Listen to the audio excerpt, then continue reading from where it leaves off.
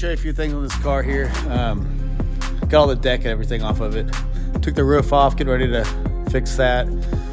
But one of the main things, Jonathan saw this yesterday as soon as he walked over. I don't know if you can see it there, but the halo is bent. So that's not a good thing. The car's obviously been on its lid at some point. Other thing here though too is these the joints, they're also cracked out on both sides here of the halo. On the other side, on the right side, it's had a pretty good jolt. So the main thing is we're going to take it all the way down. I'm going to go through and just make sure, see what else is cracked. But there's a few other cracks and dings and things on this chassis. But Shane told me this morning, I was just getting his advice on how to fix it. And he said in his mind, the only way to fix it is to replace it. And I have to agree with him. So especially something like that, the halo, it needs to be fixed. So that's what I'm going to do. I'm going to put a new halo on it. Shane gave me one that's been up already, so it's definitely better than the one that's on there. So I'm going to try to get that fixed. I don't know, we'll see how well it matches back up. But you know, this support here, this support's going to have to be, I'm going to have to cut that out as well. But hopefully everything should go back together. Could be worse, but that's not a performance thing, it's just a safety thing. Performance wise, like I said, getting this thing square, I'm gonna go through it and just check all the welds and make sure it's not flexing or something's just not, you know, needs to be welded up basically. But performance wise, once we get it squared and everything working right, it should still be fast. But I'm glad. This is the thing, if you buy a used car, just because someone's selling a used car, they don't know either. A lot of times, I mean, I've been driving this car, I had no idea the halo was bent and cracked.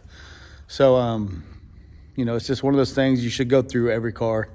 Once it's yours, take the time, go through it, make sure it's right. If it's a black chassis, you're gonna have to really go through it because it'll hide a lot of stuff. It's the only thing I don't like about black. It makes it hard to see, but it makes it hard to see. So, but that's about it. I'm gonna get to work.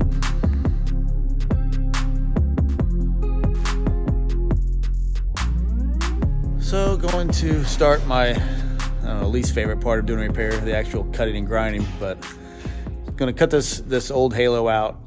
This support here, I'm not worried about. We're gonna have to replace this one for the new halo. So I'm gonna cut that one out, but the others I'm gonna try my best to keep, especially the other front. If not, cut it out too. But at least the roll bar is in good shape, so that's gonna kind of locate the halo where it's gonna go.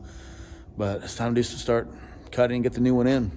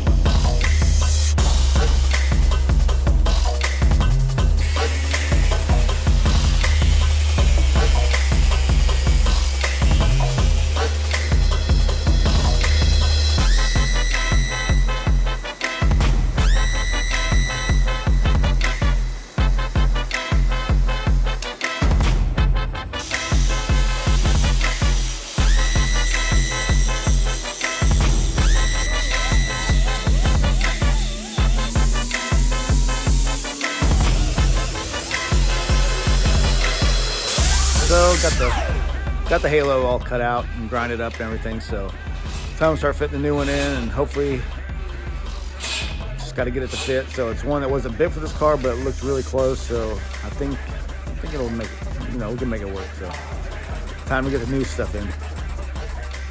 Well, I'm still cutting and grinding, but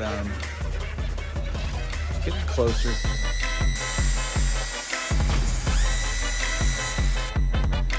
So you can see right here, got the halo on it.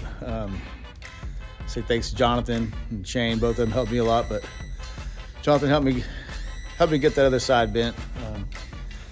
Got that side bent, got it fitted, but I think it looks pretty good.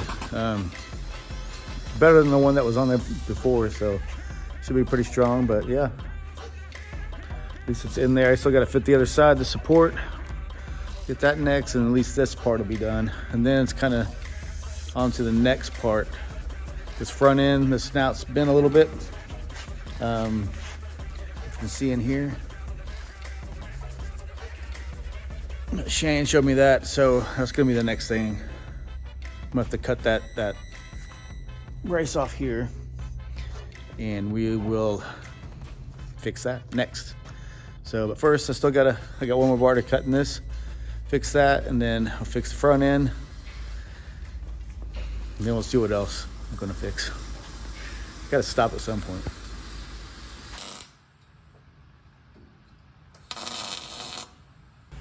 So I just wanted to talk a little bit about the cages and the differences in the cages.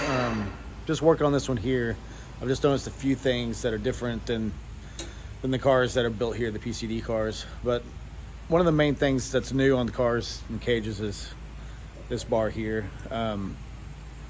Jonathan's the one who's like, probably should go ahead and put that in. It's definitely a safety, a safety thing. So it's just a little bit added security and added things, but added strength to this left side of the cage here.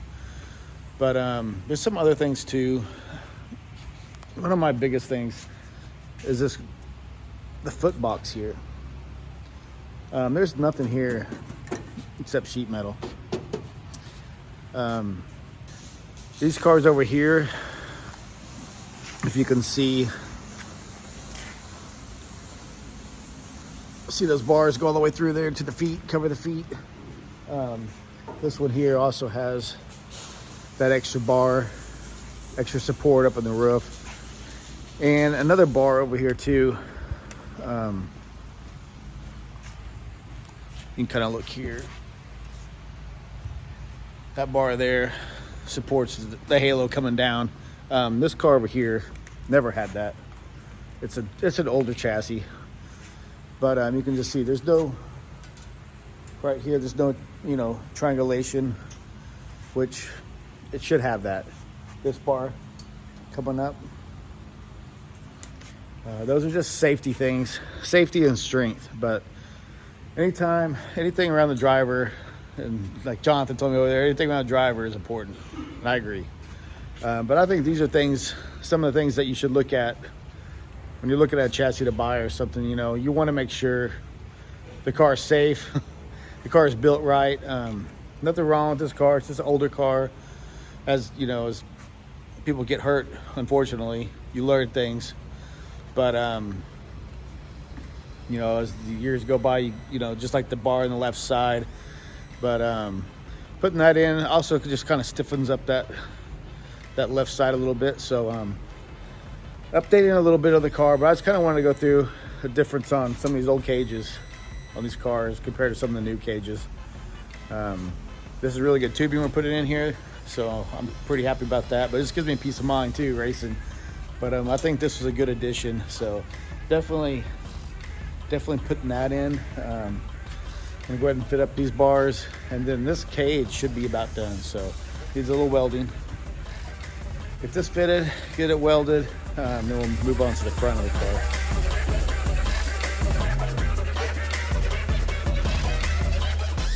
And also, to me, if I'm building a new car or buying a new car, I want the center of the car to be right, because that's kind of the hub of the race car. Everything's built off the center. The rest of it, the suspension, especially the rear suspension, it's important for handling, but it's also very adjustable. That's all I want the rest of the car to be, is adjustable. I want to be able to get everything where I want it. That's it. For me, I want a car that's built right, one that's not going to flex. If I wanted it to flex, I just run leaf springs. But I want adjustability in the rest of it. So if I want to add something or change something, or I don't like the way something's working, then I want to be able to put it on the car and run it. So that's pretty much what I look for in the car. But number one thing is safety. Without that peace of mind, it's not very good.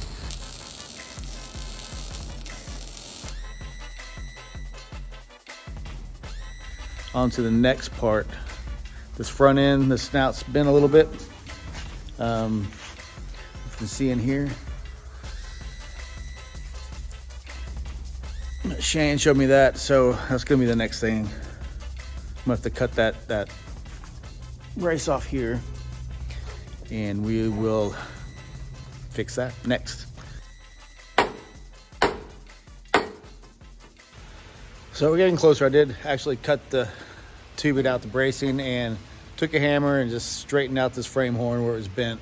So, and it straightened out pretty good, just like Shane said. Just put a little jack underneath it, jacked it up, you know, put some pressure on it and hit it with the hammer pretty much. So, but you can see that down there. That's straight again, so put a little tubing in there, and the chassis should be in pretty good shape. And we can start working on the body, but we can get this tube in.